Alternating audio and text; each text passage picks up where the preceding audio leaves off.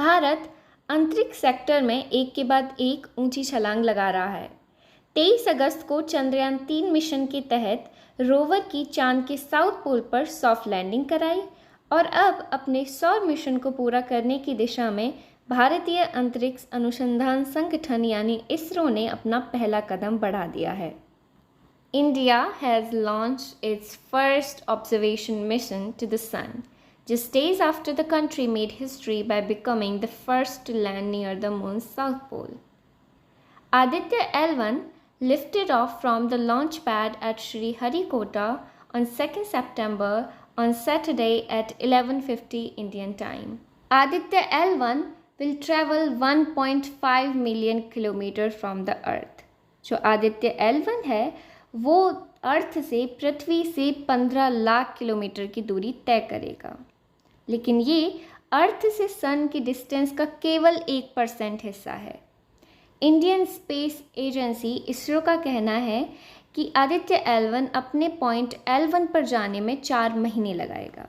अब आप सब सोच रहे होंगे कि आदित्य L1 तो सूर्य मिशन है, सन मिशन है, और इसकी जो मेन प्रायोरिटी है वो है सन को ऑब्जर्व करना। लेकिन आदित्य L1 ये सब कैसे कर सकता है जब ये अर्थ टू सन की डिस्टेंस का केवल 1% हिस्सा ही कवर कर रहा है? तो इसका कारण है कि जो सन के सरफेस का तापमान है, जो उसका टेम्परेचर है, वो है 9941 डिग्री फ़ारेनहाइट। सूरज के बाहरी कोरोना का तापमान तो अभी मापा ही नहीं जा सका है। माना जाता है कि इसका तापमान लाखों डिग्री फ़ारेनहाइट होगा, जिससे सूरज के नज़दीक पहुंचना नामुमकिन है। इसी को देखते हुए आदित्य L1 पृथ्वी और सूर्य के बीच की कुल दूरी के लगभग 1% दूरी यानी 15 लाख किलोमीटर पर मौजूद L1 की पास की कक्षा तक ही जाएगा।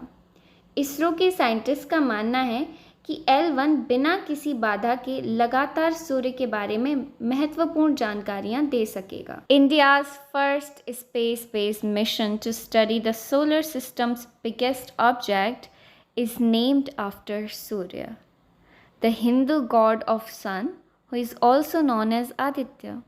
और जो आदित्य L1 में L1 है, it is stand for Lagrange point 1. The exact place, ये वही जगह है जहाँ पर आदित्य L1 जा रहा है। ये वो पॉइंट है सन और अर्थ के बीच में जहाँ पर ये इंडियन स्पेसक्राफ्ट आदित्य जा रहा है। लैग्रांज पॉइंट यानी L1, L2, L3, L4, L5 जो कि ये 5 लैग्रांज पॉइंट हैं, इसका नाम एक मैथमेटिशियन जोसेफी लुई लैग्रांज के नाम पर दिया गया है। Lagrange points are positions in space where objects sent there tend to stay put. Lagrange points पर जो भी ऑब्जेक्ट भेजे जाते हैं वो स्टेबल रहते हैं, वैसे के वैसे ही रहते हैं। और जो L1 पॉइंट है ये लैग्रांज पॉइंट के 5 पॉइंट में से एक है। ओके, अब आप सोच रहे होंगे कि ये पॉइंट्स हैं क्या। So at Lagrange points the gravitational pull of 2 large masses precisely equals the centripetal force required for a small object to move with them. Lagrange point अंतरिक्ष के वो बिंदु हैं, वो पॉइंट्स हैं जहाँ पर दो अंतरिक्ष निकाय जैसे मान लो सूर्य और पृथ्वी के जो ग्रेविटेशनल फोर्स है उसके कारण आकर्षण एवं प्रतिकर्षण का क्षेत्र उत्पन्न होता है, जिससे क्या होता है कि ना तो किसी ऑब्जेक्ट को सन अपनी तरफ खींच पाएगा, ना ही अर्थ अपनी तरफ खींच पाएगी। जो ऑब्जेक्ट है वो वहाँ का वहीं रहेगा। These points in space can be used by spacecraft to reduce fuel consumption. तो स्पेस में जैसे कि ये 5 पॉइंट हैं, जितने भी हमने खोजे हैं वो 5 पॉइंट हैं लैग्रांज पॉइंट्स। तो इन पॉइंट्स का स्पेसक्राफ्ट यूज़ करते हैं अपनी फ्यूल कंजप्शन, जो ईंधन खपत है उसको कम करने के लिए, क्योंकि इन पॉइंट्स पर जाकर जो स्पेसक्राफ्ट है वो कहीं नहीं जाता, वो वहीं का वहीं रहता है, स्टेबल रहता है।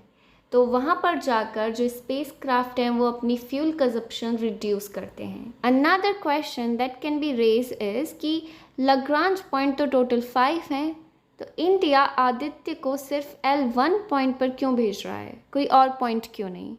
It is because the L1 point of the Earth-Sun system affords an uninterrupted view of the sun.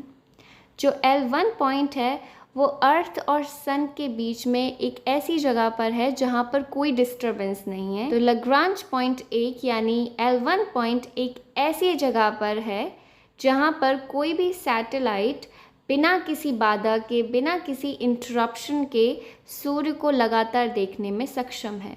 वहाँ से हमें एक अनइंटरप्टेड व्यू मिलता है बिना किसी डिस्टरबेंस के। वहाँ पर हम सन को स्टडी कर सकते हैं।